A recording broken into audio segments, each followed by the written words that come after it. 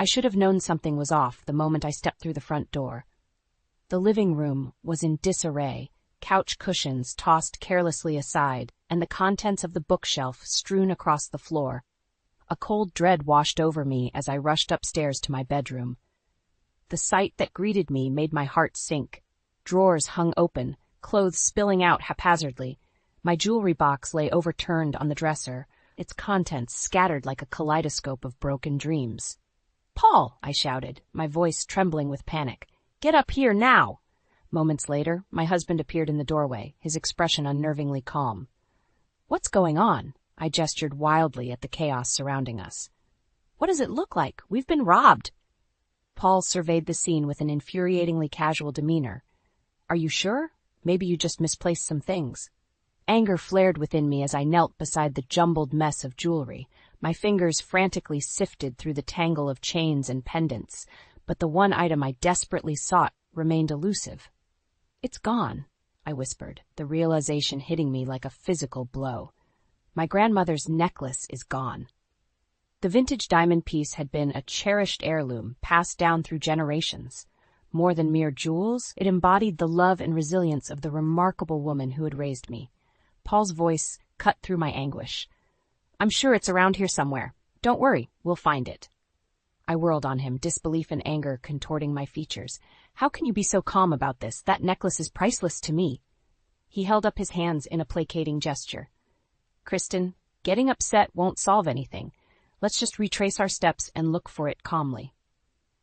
But I knew, deep down, that the necklace wasn't simply misplaced. Someone had taken it, stolen a piece of my family's legacy right from under our noses. And as the sickening realization set in, a single name echoed through my mind, one I desperately hoped wasn't behind this violation. Janice. That necklace meant everything to me. More than just diamonds and gold, it was a connection to the woman who had been more of a mother to me than my own. After my parents died in that terrible car accident when I was 8 years old, it was Grandma Rose who took me in and gave me a real home. While other kids my age were playing make-believe, I was learning how to cook, clean, and fend for myself. Grandma never coddled me, but she loved me fiercely in her own way. "Life ain't always pretty, baby girl," she'd say in her thick southern drawl. "But if you got grit and grace, you can make it through any storm." Those words became my mantra, a lifeline I clung to during the darkest days. Because even when the bills piled up and the fridge ran empty, Grandma Rose never lost her unshakable spirit. She worked tirelessly as a seamstress, her calloused fingers deftly guiding the needle and thread. I can still picture her hunched over that old Singer sewing machine, the whirring rhythmic as she brought fabric to life. It was during those long nights, as I drifted off to the comforting hum of the machine, that Grandma would tell me about the necklace. "This here's been in our family for generations," she'd say, her weathered hands cradling the glittering gems. "Passed down from mother to daughter as a reminder of our strength and resilience." To Grandma, those diamonds represented more than just wealth. They were a testament to the sacrifices and perseverance of the women who came before us. With each delicate link in the chain, she wove the tales of our ancestors' triumphs and struggles, binding me to a legacy of unbreakable spirit. "One day this'll be yours, baby girl," Grandma would whisper, "a piece of our history to carry with you always." Those words echoed through my mind as I knelt amid the wreckage of my bedroom, the vacant space where the necklace once rested mocking me. Grandma had trusted me to safeguard our family's heirloom, and I had failed her. "We have to call the police," I said, my voice trembling with a mixture of grief and determination.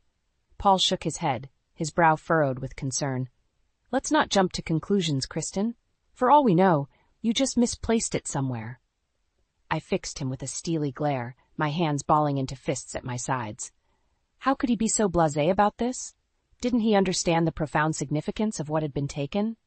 "You think I'd just carelessly lose something that important?" I snapped. "No, Paul. Someone took it. Someone who knew exactly what that necklace meant to me." As the terrible realization settled over me, a singular name burned like acid on my tongue. The one person I knew was capable of such a heartless act, the one who had always resented my bond with Grandma Rose. Janice. If there's one thing I've learned over the years, it's that Janice's love comes with a steep price, and I was never willing to pay it. From the moment Paul and I started dating, his mother made it abundantly clear that I would never be good enough in her eyes. A girl with no family and no money? She'd sneer, her thin lips curling into a disdainful sneer. Is that really the best you can do, Paul? Her words cut deep, but I refused to let her see how much they stung. I had survived far worse than a disapproving mother-in-law, even one as venomous as Janice. Unfortunately, Paul was never able to break free from her toxic grip. Despite my pleading, he remained her obedient little boy, jumping at her every whim and demand. She's just looking out for me, he'd insist, his eyes downcast with shame. You know how worried she gets. I knew better than to argue. Janice had him wrapped around her bony finger, and any attempt to sever that twisted bond would only push him further into her clutches. So I suffered in silence, enduring her endless criticisms and backhanded insults. I was too messy, too loud, too opinionated, a constant disappointment in her eyes. But it was the underhanded digs at my humble upbringing that cut deepest of all. I still can't believe Paul married a girl raised by some old seamstress, she'd sneer, her gaze boring into me with undisguised disdain. He deserves so much better than that. It took every ounce of willpower not to slap that smug expression right off her face. How dare she disrespect the woman who had sacrificed everything to give me a chance at life? Grandma Rose was worth 1,000 of Janice, a true pillar of strength and grace in the face of adversity. While Janice wallowed in her wealth and privilege, Grandma had clawed her way out of poverty with nothing but her calloused hands and an indomitable spirit. The necklace had been her final gift to me, a symbolic passing of the torch from one strong woman to another. And now, thanks to Janice's greed and pettiness, that precious heirloom was gone forever. I could feel the anger simmering within me, a white-hot rage that threatened to boil over. Paul might have been content to let his mother trample all over our lives, but I refused to be her doormat any longer. We're calling the police, I stated firmly, leaving no room for argument. And if you won't stand up to your mother, then I'll handle this myself. Paul's eyes widened in alarm, his mouth opening and closing like a landed fish. Kristen, you can't be serious. It's just a necklace, for God's sake. Just a necklace. How could he be so callous, so dismissive of something that meant the world to me? It's more than just a necklace, Paul, I said, my voice low and trembling with barely restrained fury. It's my heritage, my connection to the woman who made me who I am today. And if you can't see that, if you're willing to let your mother stomp all over that, then maybe we have bigger problems than a missing piece of jewelry. As the words left my lips, I realized they carried a weight far beyond this single act of betrayal. This was about taking a stand, about refusing to let Janice's toxicity poison our lives any longer. If Paul wouldn't fight for me, for us, then I would have to fight for myself. I should have known better than to hope for a moment's peace. Not when Janice was involved. The woman had a sixth sense for sniffing out drama, and my confrontation with Paul must have set off her internal chaos detector. Less than 24 hours after our heated argument, the doorbell rang with that all-too-familiar cadence. 3 sharp trills like a queen announcing her arrival. "I'll get it," Paul called out, his voice laced with a mixture of resignation and dread. But I was already making my way to the front door, steeling myself for the inevitable storm that was about to blow through our home. Sure enough, when I pulled it open, there she stood, Janice in all her designer-clad glory. "Well, aren't you going to invite me in?" she demanded, brushing past me without waiting for a response. I bit back the acidic retort that danced on the tip of my tongue. Engaging with Janice was like fanning the flames of a wildfire. The more oxygen you gave her, the more she burned. "To what do we owe the pleasure?" I asked instead, my voice taut with forced politeness. Janice made a show of looking around the living room, her nose wrinkling in distaste. "Good Lord, Kristen, this place is a sty. Haven't you heard of dusting?" I opened my mouth to respond, but Paul cut me off with a nervous chuckle. Now, Mother, you know Kristen works hard to keep everything tidy." Clearly not hard enough, Janice sniffed, casting a disdainful glance in my direction. The urge to throttle her was becoming overwhelming, but I managed a tight smile. "I'll get us some coffee." As I retreated to the kitchen, I could hear Janice's shrill voice carrying through the house. Honestly, Paul, I don't know how you put up with her. You could do so much better, you know. My hands trembled with barely restrained rage as I fumbled with the coffee mugs. How dare she speak about me like that, as if I were some sort of burden to be endured? By the time I returned to the living room, Janice had made herself quite at home, her bony frame perched on the edge of the sofa like a vulture surveying its prey. Paul sat in the armchair across from her, his shoulders hunched and his gaze averted. "There you are," Janice said, fixing me with a saccharine smile that didn't reach her cold eyes. "I was just telling Paul how lovely it would be if we could have a proper family dinner this weekend. You know, a chance for us to catch up and spend some quality time together." The words oozed from her mouth like poisoned honey, and I felt my stomach churn with dread. A family dinner with Janice was akin to a medieval torture session. 2 hours of endless needling and criticism, all while forcing hollow smiles. "That sounds lovely," I lied through gritted teeth, setting the coffee tray down with more force than intended.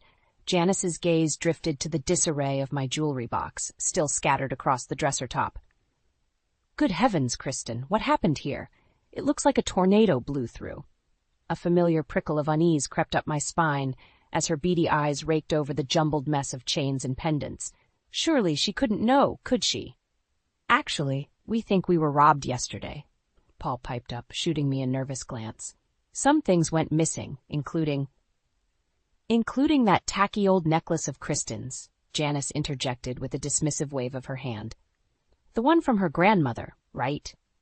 The casual way she spoke of the necklace, as if it were little more than a worthless bauble, sent a spike of white-hot fury through my veins. "You know about the missing necklace?" I demanded, my voice low and dangerous. Janice met my gaze with an infuriatingly bland expression. "Of course, dear. Paul mentioned it when I arrived."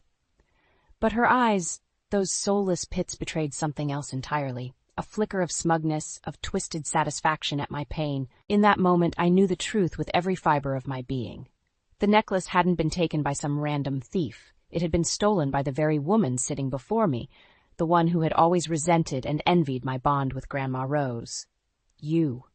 The word caught in my throat, rage and disbelief rendering me momentarily speechless. Janice merely arched one perfectly groomed eyebrow, her thin lips curving into a serpentine smile. "Me?" she purred, her voice dripping with feigned innocence. "Why, Kristen? Whatever do you mean?"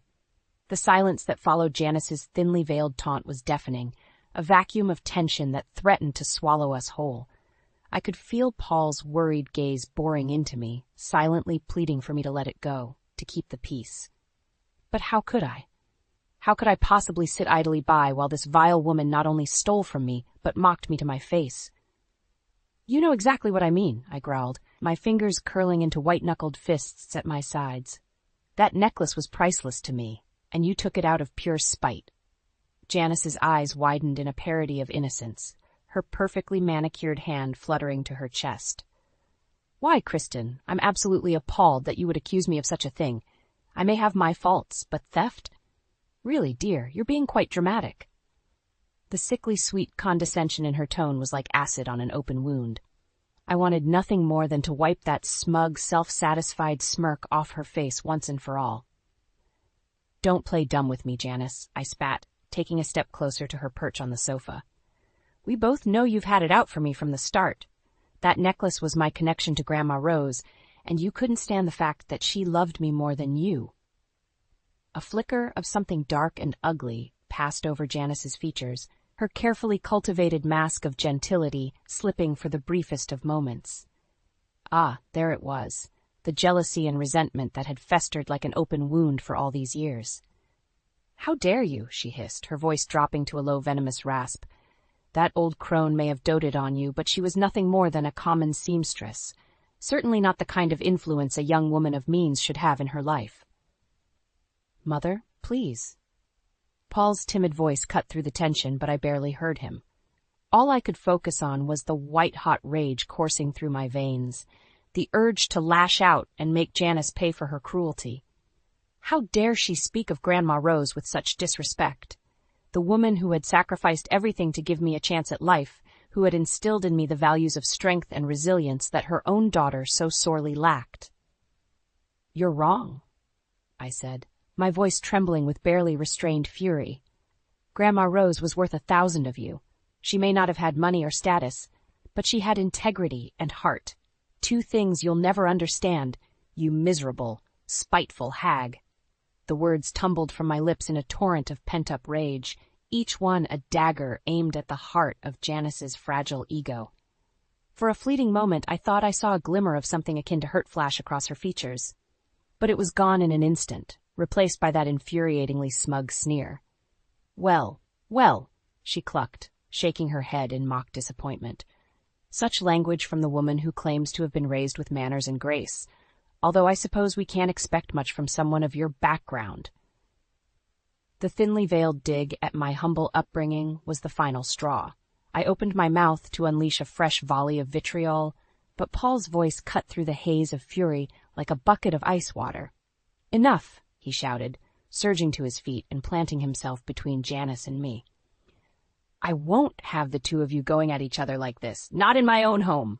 I recoiled as if he had struck me, stunned by the rare display of backbone from my typically docile husband. For once, the mask of the obedient son had slipped, revealing a flicker of the man I had fallen in love with. Strong, decisive, and unwilling to be cowed by his mother's manipulations. But as quickly as that spark of defiance had ignited, it faded, extinguished by the weight of years of conditioning and emotional subjugation. "Mother's right," he said, his shoulders sagging in defeat. "This has gone too far. The necklace is just a material possession, and accusing her of stealing it is unacceptable." I opened my mouth to protest, but the words died on my tongue as I watched him turn to face Janice, his expression a mask of shame and contrition. "I'm so sorry you had to endure such disrespect, Mother," he murmured, his voice thick with remorse. "It won't happen again, I promise." As he wrapped his arm around her bony shoulders in a gesture of misguided filial devotion, I felt something inside me shatter. In that moment, I realized with gut-wrenching clarity that Paul would never truly be on my side, not when it came to his mother. No matter how much she belittled me, no matter how far she took her cruelty, he would always choose her in the end. And as I watched them embrace, united in their twisted, toxic bond, I knew that if I wanted justice for what Janice had done, I would have to take matters into my own hands. The drive up to the lake house should have been a peaceful respite, a chance to escape the suffocating tension that had engulfed our home. But as Paul and I navigated the winding roads in silence, the weight of unspoken accusations hung heavy in the air between us. It had been 3 days since my explosive confrontation with Janice, 3 days of simmering resentment and bitter silence. Paul had made it abundantly clear where his loyalties lay, choosing to bury his head in the sand rather than acknowledge his mother's despicable actions. As for me, I was done playing the role of the dutiful, long-suffering wife. Grandma Rose hadn't raised me to be a doormat, and I refused to let Janice trample all over her legacy any longer. The proof I needed had arrived in the form of a nondescript envelope, slipped unceremoniously through the mail slot 2 days ago. Inside was a single piece of paper, a pawn shop receipt detailing the sale of a vintage diamond necklace, the very one that had been stolen from my home. I had pored over the document obsessively, my fingers tracing the damning evidence of Janice's betrayal. The date, the description, even the listed seller's name. It all added up to an undeniable truth that Paul refused to accept. His mother was a thief, a vindictive snake who would stop at nothing to hurt me, to sever my connection to the woman she had always envied and resented. But this time, I wouldn't let her win. This time I would make her pay. The plan had been forming in my mind for days, a slow burn of righteous fury and calculated revenge. And as we pulled up to the secluded lake house, the final pieces clicked into place. "Isn't this nice?" Paul ventured, his voice tentative as he killed the engine. A whole weekend away, just the 2 of us. I forced a tight smile, willing my features into a mask of forced calm. "Yes, it'll be wonderful to get away from everything." His brow furrowed slightly at my pointed emphasis, but he didn't press the issue. Typical Paul, always eager to avoid confrontation, even when it was long overdue. We unpacked in silence, the tension between us a living, breathing thing. As the sun began to dip below the tree line, I made my move. "I'm going to take a walk down by the water," I announced, already heading for the door. "Clear my head a bit." Paul hesitated, his mouth opening as if to protest, but I was already gone, the screen door slamming shut behind me. The pawn shop was a hole-in-the-wall establishment on the outskirts of town, the kind of place that dealt in discretion as much as merchandise.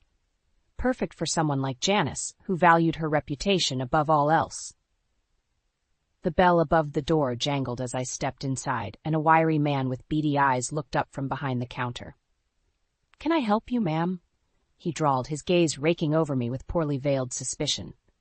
I steeled my nerves and met his stare head-on, reaching into my pocket for the crumpled receipt. "I'm looking for a necklace that was sold here recently," I said, sliding the paper across the glass countertop. "A vintage diamond piece, according to this receipt." The man's eyes narrowed as he scanned the document, his lips pressing into a thin line. For a moment I feared he would refuse to cooperate, that my carefully laid plans would unravel before they could even begin. But then, slowly, he nodded. "Yeah, I remember this one," he grunted, disappearing into the back room. My heart thundered in my chest as I waited, every second feeling like an eternity. Finally he reappeared, a velvet pouch clutched in his gnarled hand. "Here it is," he said gruffly, upending the pouch onto the counter. There it was, Grandma Rose's necklace, the delicate chains and glittering diamonds that had been a part of my life for as long as I could remember. A piece of my heritage, my connection to the woman who had made me who I was. And it had taken everything in me not to snatch it up right then and there, to clutch it to my chest and never let it go again. But I couldn't, not yet. Not until I had made Janice pay for what she had done. "I'll take it," I said, my voice steady despite the maelstrom of emotions swirling within me. The pawnbroker eyed me warily, no doubt sensing the barely contained fury simmering beneath my calm exterior. "You sure about that, lady?" he asked, his gaze flickering to the receipt once more. "'Cause according to this, that necklace don't belong to you." I leaned forward, holding his gaze with every ounce of steely determination I possessed. "It belongs to me," I said, each word dripping with conviction. "And I'll do whatever it takes to get it back." The drive back to the lake house was a blur, my mind whirling with the weight of what I had just done.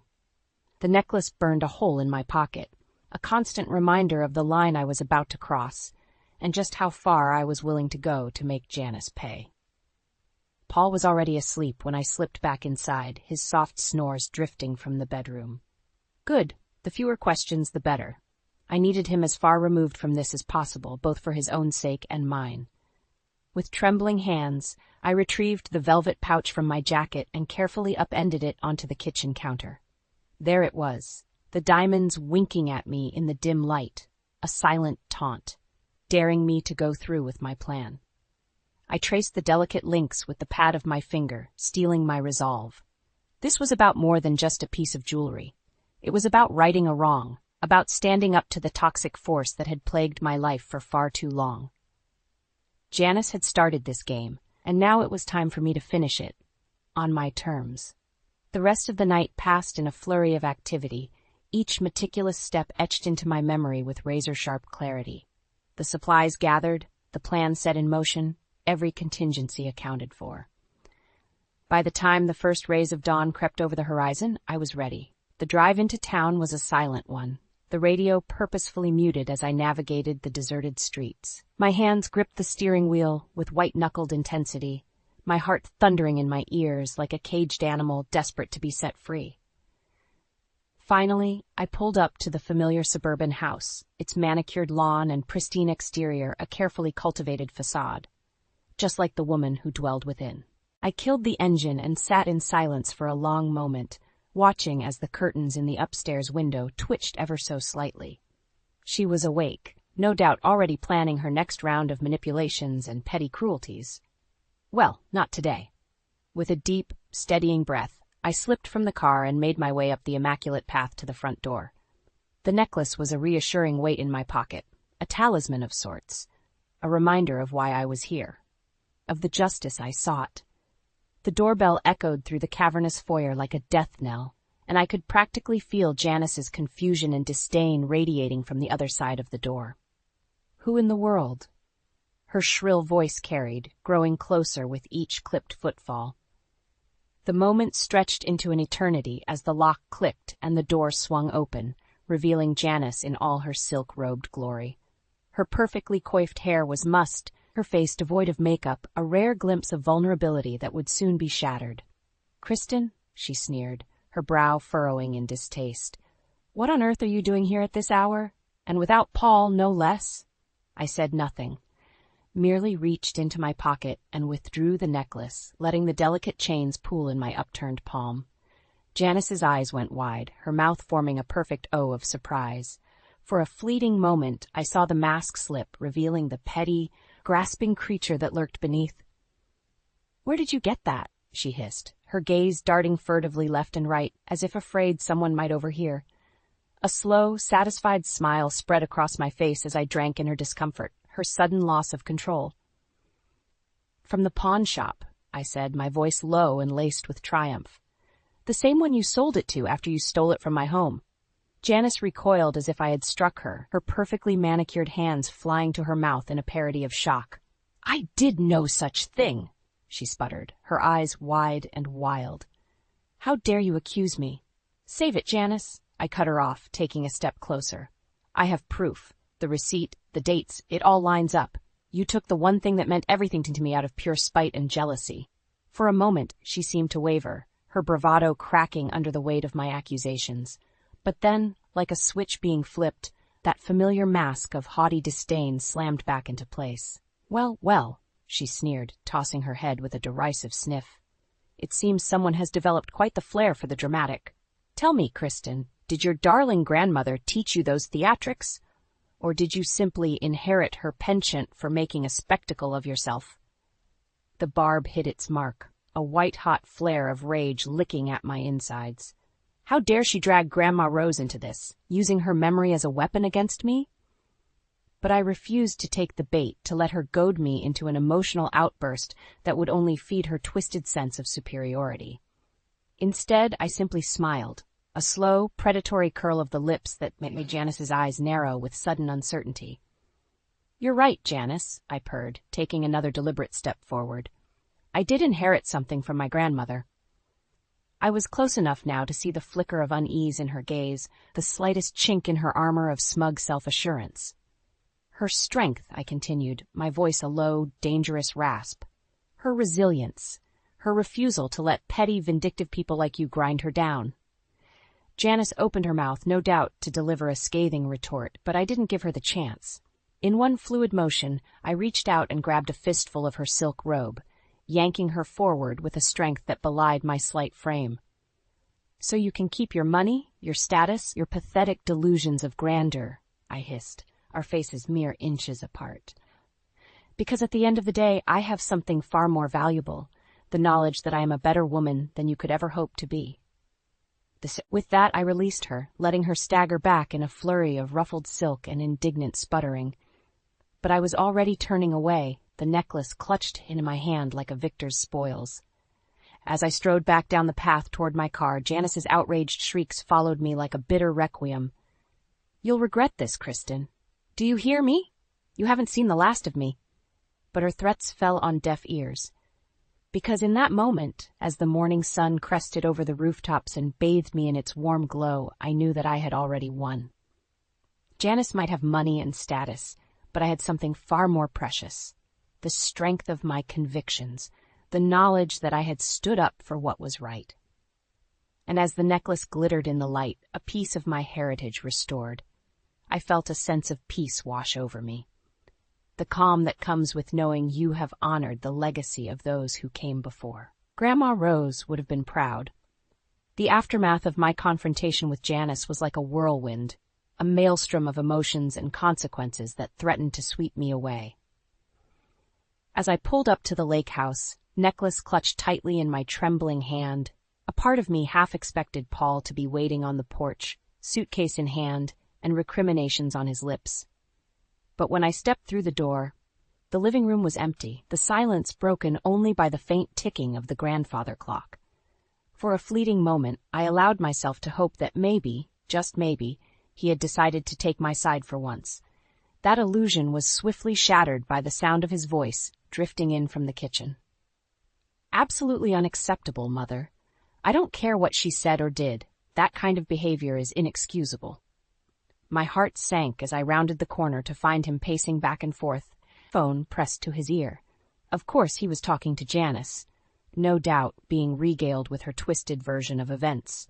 Paul's eyes went wide when he saw me, his mouth snapping shut with an audible click. I have to go, he muttered into the receiver, never taking his gaze off me. We'll discuss this later. The heavy silence that followed was suffocating, a palpable weight that threatened to crush us both. I could see the questions swirling in Paul's eyes, the desperate need for an explanation warring with his deeply ingrained instinct to avoid confrontation. Finally, he spoke. What happened? Such a simple question, and yet it carried the weight of 1,000 unspoken accusations. I could have lied, could have downplayed the events of the morning and tried to smooth things over. But I was done with lies, done with tiptoeing around Janice's fragile ego and toxic manipulations. I got the necklace back, I said simply, holding it up for him to see, from the pawn shop where your mother sold it after she stole it from our home. Paul's brow furrowed, his mouth working soundlessly for a moment as he processed my words. That's not possible, he finally managed, shaking his head vehemently. Mother would never do something like that. She's not a thief, Kristen. The blind devotion in his voice, the utter refusal to even entertain the possibility that his precious mother could be anything less than perfect, was like a physical blow. Open your eyes, Paul, I exploded, unable to contain my frustration any longer. I have proof, the receipt, the dates, everything. She took that necklace out of pure spite because she knew how much it meant to me. No, Paul whispered, his face ashen. No, you're wrong. You have to be. In that moment, I realized that no amount of evidence would ever be enough to sway him. Janice had him so thoroughly brainwashed, so twisted up in her web of lies and manipulation, that he would always take her side, no matter how despicable her actions. And as that painful truth sank in, a strange sense of calm washed over me. Because for the first time I saw Paul for what he truly was, a weak, spineless man so crippled by his mother's toxicity that he would never be able to fully commit to me, to our marriage. You know what? I said, my voice low and laced with resignation. Believe what you want, Paul. But I'm done walking on eggshells around your mother. I'm done letting her treat me like garbage and disrespect everything I hold dear. I took a step closer, holding his gaze with every ounce of steely determination I possessed. This necklace represents more than just diamonds and gold. It's a symbol of the strength and resilience that Grandma Rose instilled in me. The same strength that let me stand up to your mother and take back what was rightfully mine. Paul opened his mouth, no doubt to protest or make excuses, but I didn't give him the chance. So you can keep making apologies for her, keep turning a blind eye to her cruelty and pettiness, but I refuse to be a part of that toxic cycle any longer. Not when it means sacrificing my self-respect and the legacy my grandmother fought so hard to give me. The words hung heavy in the air, a gauntlet thrown down between us. For a long, tense moment, neither of us spoke, the weight of my ultimatum stretching out in the silence. Finally, Paul's shoulders slumped in defeat, and I saw the flicker of the man I had once loved extinguish in his eyes. If that's how you really feel, he murmured, his voice barely above a whisper. I said nothing, merely turned and headed for the door, the necklace clutched tightly in my fist. As I stepped out onto the porch, I couldn't help but glance back one last time. Paul was still standing in the kitchen, his back to me and his head bowed in resignation. A part of me ached to go to him, to find a way to make things right, but I knew deep down that it was too late for that. The ties that bound him to his mother were too strong, too deeply ingrained to ever be severed. So I did the only thing I could. I kept walking, letting the screen door slam shut behind me with a finality that reverberated in my soul. As I made my way to the car, the morning sun glinting off the diamonds in my hand, I couldn't help but feel a strange sense of peace amidst the turmoil. Because for the first time in my life, I was truly free, free from Janice's toxic grip, free from the burden of trying to please a woman who would never be satisfied. It was a bittersweet victory, to be sure, but as I clutched the necklace to my chest, I knew that Grandma Rose would have understood. She too had walked away from situations that threatened to diminish her spirit, her sense of self-worth.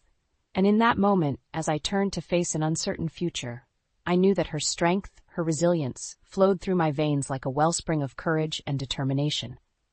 Whatever came next, I would face it head-on, unbowed and unbroken. Because that was the legacy she had passed down to me. A legacy far more precious than any diamond or jewel. A legacy of grace under fire, of dignity in the face of adversity.